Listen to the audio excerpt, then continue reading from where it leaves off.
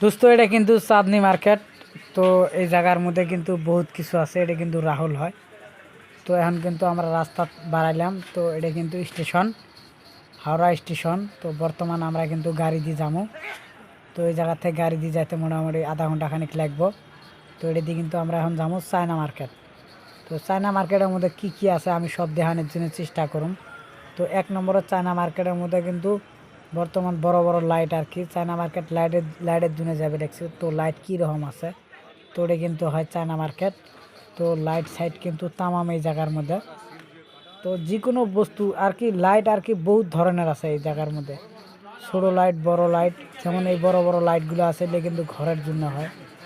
VIP টাইস টুস লাগালে এই জায়গার মধ্যে লাইট কিন্তু সস্তা দামে পাওয়া যাবে।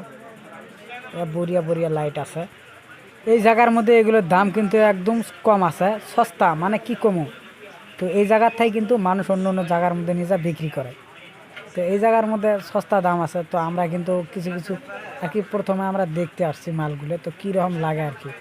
মালগুলো দেখতে কিন্তু ভাল লাগছে। তো বহুত আইটেম লাইট। তো লাইটের কালারে কিন্তু শেষ নেই। এই জায়গার মধ্যে বহুত ধরনের কালার আছে লাইট। তো আমরা কিন্তু এগুলো কিন্তু প্রথমে দাম পুষ করবো, তারপরে নেবো। তো চায়না মার্কেট কিন্তু এই জায়গাত কিন্তু ঠক তামাম।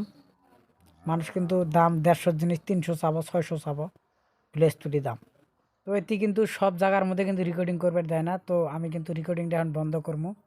তো সামনের ভিডিওর মধ্যে আর কিছু দেখানোর জন্য চেষ্টা করুন।